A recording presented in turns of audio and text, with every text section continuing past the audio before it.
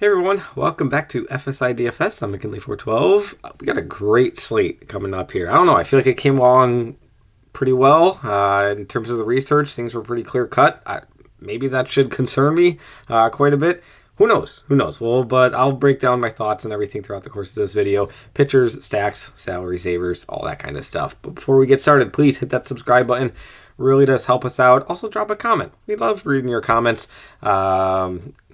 I just like to do it. And then if you want to chat with us throughout the course of the day about the slate, about baseball in general, or who knows what, off-topic stuff, I don't care. Come join us here at FSi DFS. We would love to have you be a part of our family. So let's dive into the pitchers first, as we always do. High salary pitchers. Peralta, I feel like he's just going to be the clear-cut number one amongst these higher salary guys. I really do like Ryan. I think he's mispriced. But just focusing on these high salary tier guys 9K and above, Peralta is going to be clear-cut number one for me. Not the toughest matchup, or not the easiest matchup, I should say, against St. Louis, but still. Peralta has looked absolutely dominant over the course of the season. 26 strikeouts, only 2 walks. He's looked good. Historically, he's been a guy who's a little, uneasy in terms of playing him in cash games because, he doesn't really have as much of a floor at times when he doesn't get those Ks. But I think he's going to be able to get them here in this matchup. 9.5K. There's enough salary on the board. I think you're going to be able to jam him in. No problem whatsoever. The rest of the guys. Yamamoto, Sale, Snell, Montgomery, Manaea. Yamamoto and Sale, I honestly was going back and forth on who I wanted to rank second in this high salary. Yamamoto facing off against the Mets, a toughish matchup. The Mets actually do not strike out a lot at all. They actually have the third lowest strikeout rate against right-handed pitching so far over the course of the season. And, Yamamoto, the ceiling is there, but I'm not expecting the ceiling game because it's going to be difficult for him to generate strikes. Also, the Mets, their offense is clicking after that just disastrous start to the season. Offensively, they're looking a lot better. Most of their lineups looking a lot better. Lindor still looks... something's going wrong. I don't know what's going on. But I did put Yamamoto up here above Sale. Sale's facing off against Texas, which elite offense. We know that.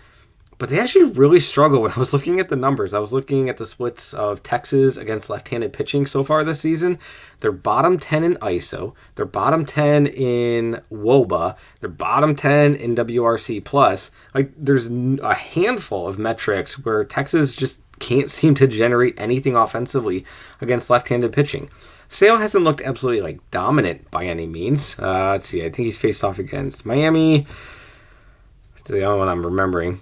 Probably because it was the last one. But Miami, Arizona, Philadelphia, he's looked okay. ERA, a little concerning, creeping north of 4.5, but the strikeouts have been there. So he's able to, counteract some of that stuff. So I do like Sale. I think he's more of a GPP play, but I don't think you should be too scared to play him against a Texas team that so far this season has really struggled compared to the rest of the league against left-handed pitching. Snell, Montgomery. Snell and Montgomery are actually going to be facing off against each other. Both these guys joined their teams real late into spring training. Snell's already on his third start and has looked really rough in the first two. Montgomery, he's only been pitching in the minors so far as he gets stretched out. His last minor league start was a train wreck for him, so I'm not going to have any interest on Montgomery if he's really struggling that much in the minor leagues. Snell, I don't really even have that much interest in him either. He's going to be facing off against Arizona. Arizona is an elite team against left-handed pitching. I know, at least for me personally, when I think of Arizona, I think of all their great left-handed bats, but they're actually one of the top 2 teams in the league in terms of WOBA against left-handed pitching. So they've done really well so far this season. Snell has not looked great at all, but we know what Snell's capabilities are. Typically starts the season slow, then he just becomes Cy Young caliber by the second half of the season. I know we're still in April. I'm expecting a little bit more struggles. And then Manaea going up against the Dodgers. I just don't really like playing guys against the Dodgers.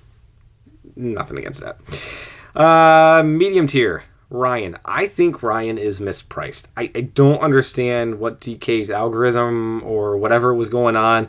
Just in his last start against the exact same Detroit Tigers team, he had 31 DK points, 12 strikeouts. He was 9,600.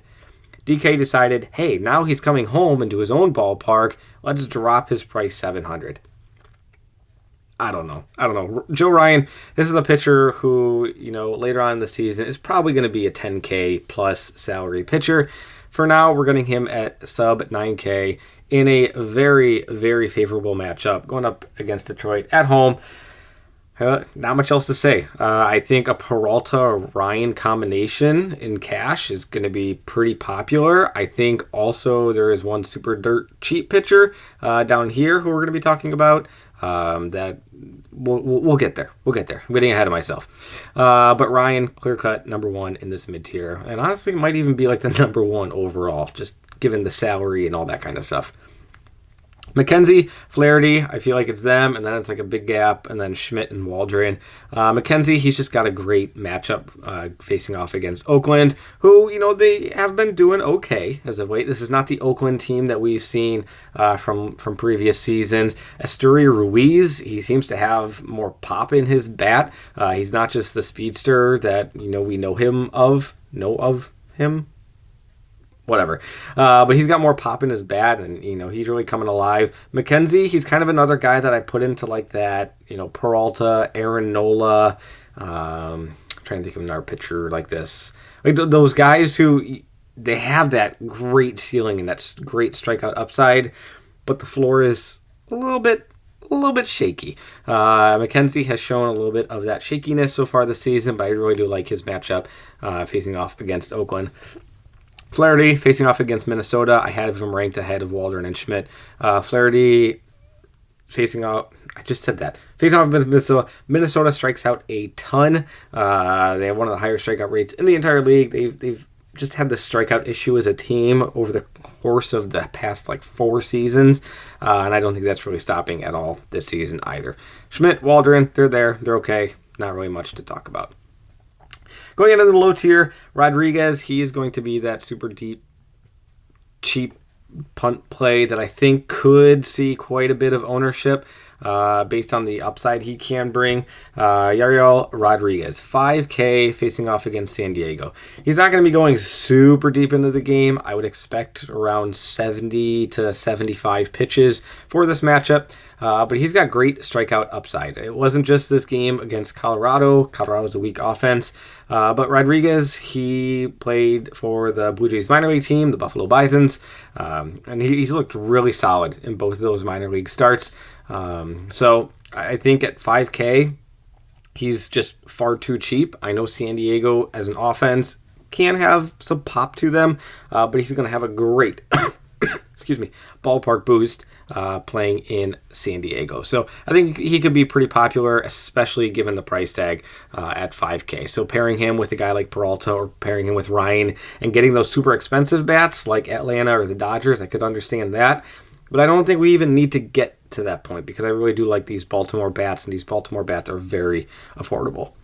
Boyle facing off against Cleveland could have some upside. Everybody else, I don't know. I just don't have a whole lot of interest. I'm really sticking towards the top here, and then pairing with Rodriguez. So looking at the bats, I'll zoom in here. So Baltimore is going to be my top team of the entire day. They're just really affordable. Facing off against Marsh allows a lot of home runs, and Baltimore, they're able to put in 7 left-handed bats into their lineup. Obviously, you got Henderson. We'll throw Rushman into this stack just for the sake of what I'm trying to show you here. Westberg, O'Hearn is just mashing the ball. You look at the hard hit rate and the fly ball rate and all that kind of fun stuff we look at for batters. O'Hearn is in like the 90th percentile plus in the entire league for like all of them. He's mashing the ball. No reason he should be 3.6K. He's probably going to be one of my locks on this slate here tonight. But O'Hearn, Westberg, Holiday, he's a lefty, but yikes, it has looked really bad. I'm going to take Rushman out. What am I doing? I'm going to take Rushman out, put Mullins, and then I'm going to go with Kauser.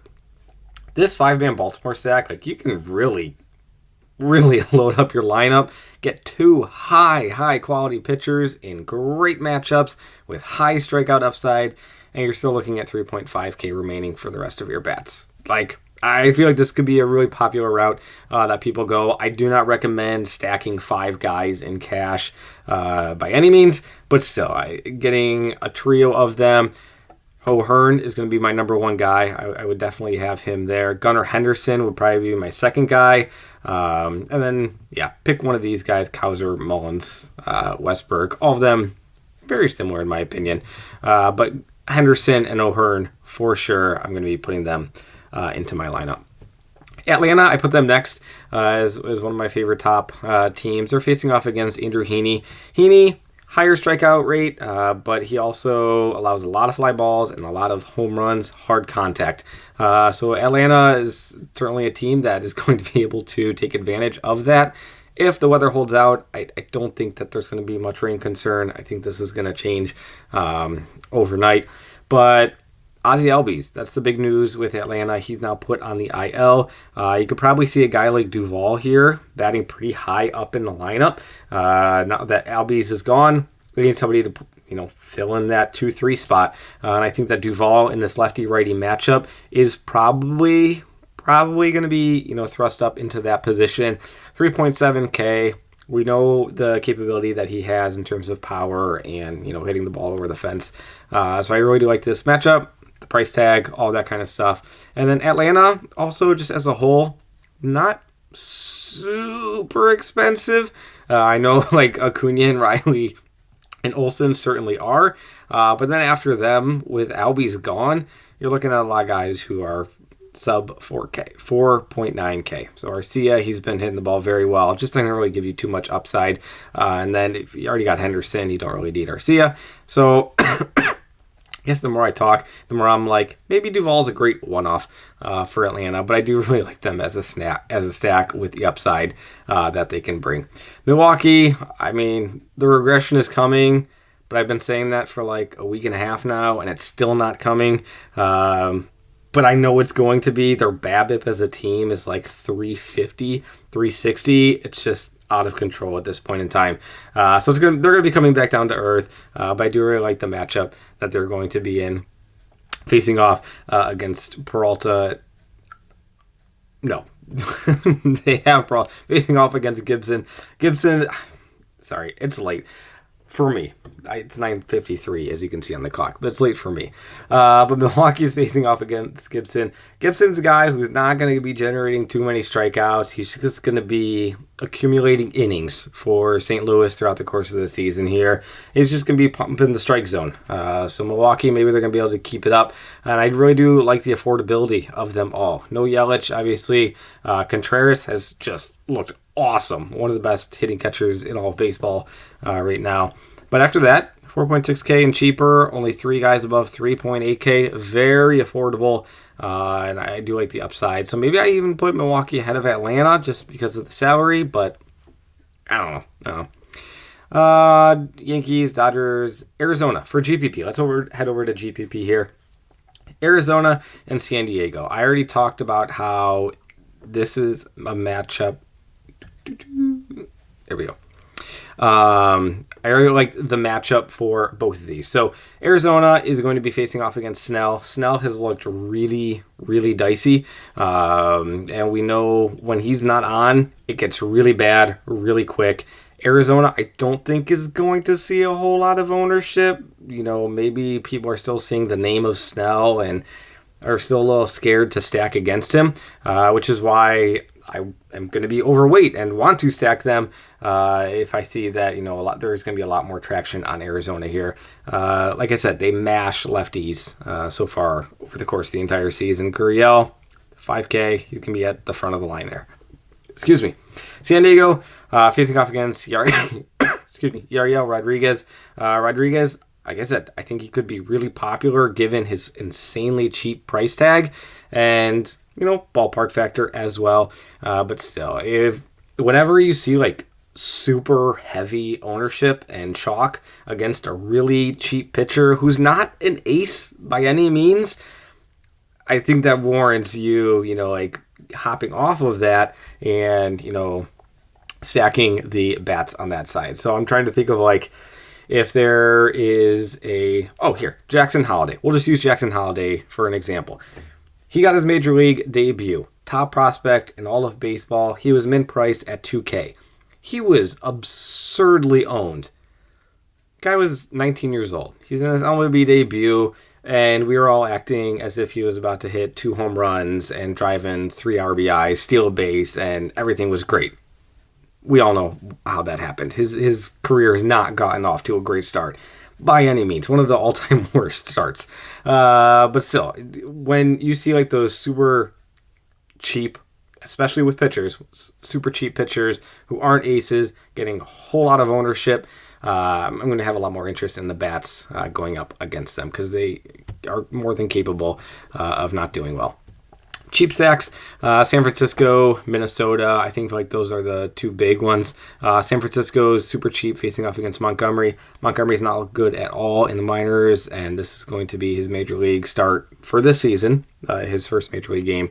But yeah, his minor league not even a rehab. He just didn't sign a contract until super late.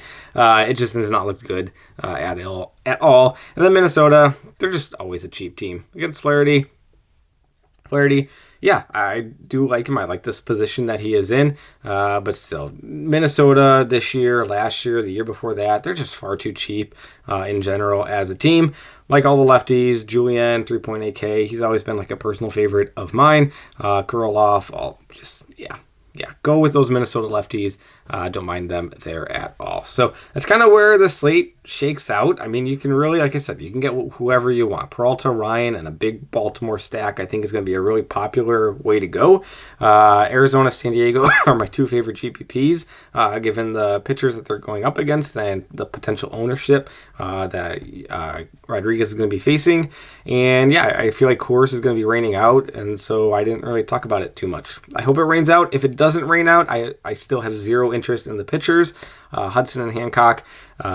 Bats, obviously I would have a little bit of interest in them in Coors, but yeah.